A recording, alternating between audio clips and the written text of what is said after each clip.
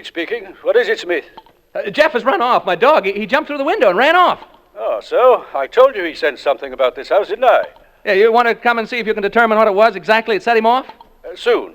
I am making my way slowly up the stairs toward the second floor now. I'm halfway up. I'll be down with you soon. Folks, my dog's run away. You probably heard him howling. He jumped through the window and took off. Never did anything like that before. Frightened by the bat, I guess. Personally, alone here in this big room, I can understand how he must have felt. This isn't a cheerful spot by any means. I may not be psychic, but I sure have a feeling this house doesn't want us here. Read again. Excuse me. I have something of great interest to report. I'm now standing in an alcove on the second floor trying to recover my breath. As I reached the head of the stairs, I felt what I think is a definite psychic manifestation. I felt suddenly as though I had been punched in the solar plexus. That's the only way I can describe it. At the same time, I began to perspire.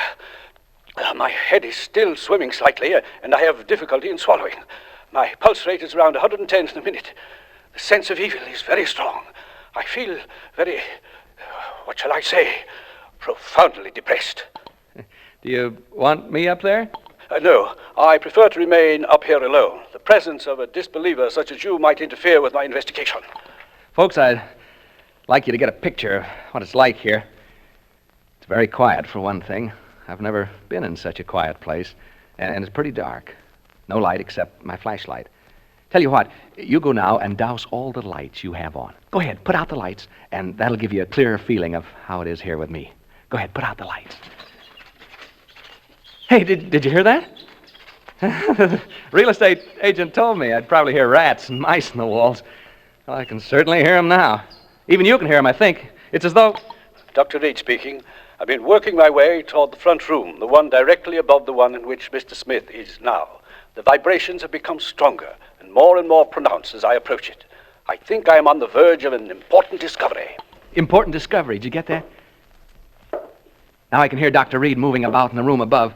I don't suppose you can. Have a try anyway, huh? Hear him? I hope he finishes his investigation soon, because, quite frankly, I'd like to get out of here. I can well imagine people becoming unhinged in this place. Right now, I find myself pretty jumpy. Not being very brave, am I? It's being alone in this room down here that does it. This darned old house. It's a very, the atmosphere. It's so very... I wish only to make this hurried report before continuing with the investigation in this room. I have carefully sounded out all the parts in this room, and the emanations are most strong from what appears to be a closet, before which I am now standing. As soon as I open the door to this closet, I will have, I think, a thing of great interest to communicate. I find no key to the lock, and so I will attempt to remove the hinges with my penknife, and I will tell you what I find when I open it. I'll tell you what it would cost to get me to open that door. In the basement at Fort... There's that bat again. It seems to like me, the way it keeps... Each time it passes, it touches my face or my neck with its wings. They're smelly things, bats. I don't suppose they bathe very often, if at all. I wonder how... Get away, you bat! That bat'll be the death of me. Yeah, it's like a jingle, isn't it? Bat'll be the death of me, the death of me, the death of me, bat'll be the death of me. It isn't far from London. No, that isn't the way it goes. It's come down to Q in lilac time, in lilac time, in lilac time. Come down to Q in lilac time. It isn't far. I haven't thought of that since I was a kid in grammar school. Gee, I had a lonely childhood when you come right down to it. That's my affair, isn't it? Yes, it is. It most certainly is.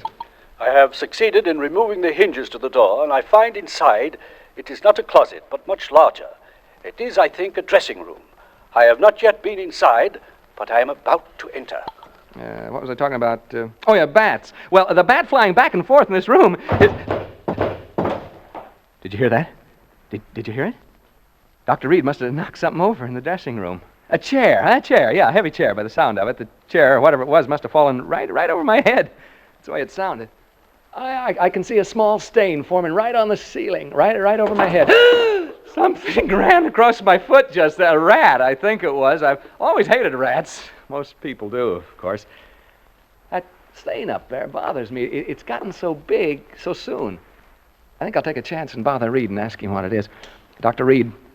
Reed, can you hear me? Are you all right? Hello? Well, he didn't answer. I think he's just a little bit deaf. Think so. What do you suppose he's found, huh? I'm afraid this is rather dull for you listeners. I'm not finding it so, of course. There. I heard him cough. Did you hear that cough? Hope he's all right. He got out of a sick bed to come here this evening, you know. He was gassed in the First World War, and this place is beginning to get on my nerves a wee bit. Just a teensy-weensy bit.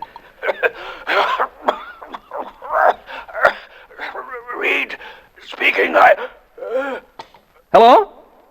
He's switched off. That's the bad cough he's got. I feel so lonely. I've been alone so much in my life. Not so much now, of course, but when I was younger, I was alone so much of the time, you know, struggling to get ahead, living in a hall bedroom, wondering where my next meal is coming from. I get the blues just remembering it. Seem sad, young people having to spend so much time alone. Sad for old people, too, of course. I'm saying of course a lot. Of course I am. Hey, that stain on the ceiling, it's grown amazingly. It's actually beginning to drip. I mean, form bubbles. They'll start dropping soon. Colored bubbles, they seem to be. Odd-shaped stain, like a body lying on its back with its arms stretched out. It's cheerful. Oh. I'll certainly advise Mr. McDonald to have this place pulled down. I'll go upstairs in a minute or two to see how Dr. Reed's making out. You know, listeners, I really believe I go completely crazy if I had to stay here much longer. Wears you down. That's exactly what it does. It wears you down. It's so close and musty in here. I feel sort of trapped. Don't know why I said that. That's what they call this place, you know, the death trap. There, what did I tell you? That stain started to drip drops. Drip drops, drip drops, drip drops, drip. I'll catch the next one in my hand and let you... Reed? Dr. Reed! I'm going upstairs now, listeners. I'm afraid something has happened to Dr. Reed. I'm not kidding now. I mean, this is on the level. Which room could it be now? Right? No, right. This is it, I think. Oh, evening, gentlemen. And madam? I'm so glad to see you. I was just aching to see somebody. Anybody. I've been so lonely down there. What have you done with the doctor, huh? I know he's been hurt. See the color of the bubble on my hand? What have you done with him? Make way, please, gentlemen. Make way. Well, this isn't the funniest darn thing. This can't be Dr. Reed lying here. He didn't have a red beard. Now, don't crowd me, gentlemen. Don't crowd me, please. Huh? You want me to go where with you? You want me to do what? Speak up, gentlemen.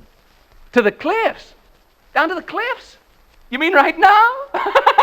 Well, all right, if you'll come with me. I don't want to be alone anymore. You will come with me? All of you? All four of you? You too, ma'am?